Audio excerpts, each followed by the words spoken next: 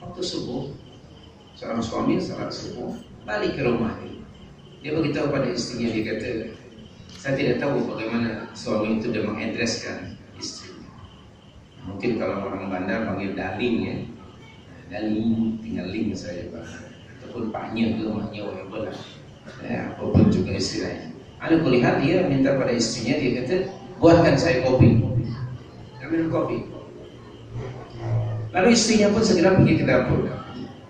Bila dia hendak memulakan masak air itu, dia dapati tidak ada mancis. Mancis apa? Korek api. Tidak ada korek api.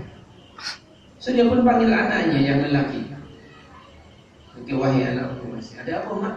Mak nak masak. Pasal kopi, ayah nak minum kopi, tapi tak ada mancis. So kata emaknya, kamu pergi ke jiran, pinjam mancis jiran. Bila anaknya keluar itu mak gelap lah di luar itu. Maknya kata, bukankah depan pintu kita di pagar tu ada obor? Tahu obor? Tahu. Faham ya obor ya? Yang kita depan pintu kan ada obor. Pergilah, pergunalah obor tu, pergi ke jiran nak pinjam mancis.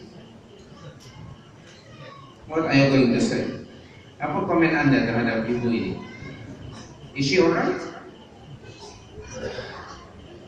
Faham tak? Dia nak pinjam mancis, padahal ada obor. Untuk apa dia pinjam mancis pada jiran? Bukan begitu? Guna aja lah obor untuk masak. Faham ya? Ya. Sekedar ilustrasi. Ilustrasi ini kalau boleh dipahami, sebiji macam kita hari ini. Kalau saya katakan obor, umat Islam punya apa? Al-Quran. Kenapa mesti meminjam sistem dari orang lain?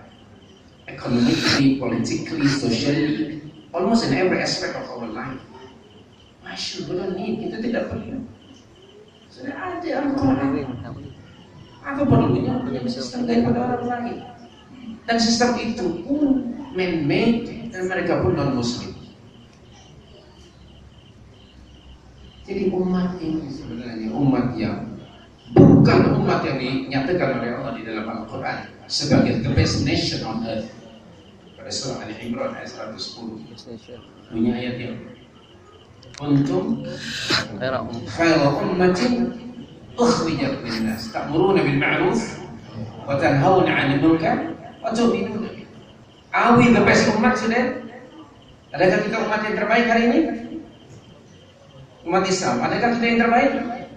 No, even maybe the worst umat on earth. Worst.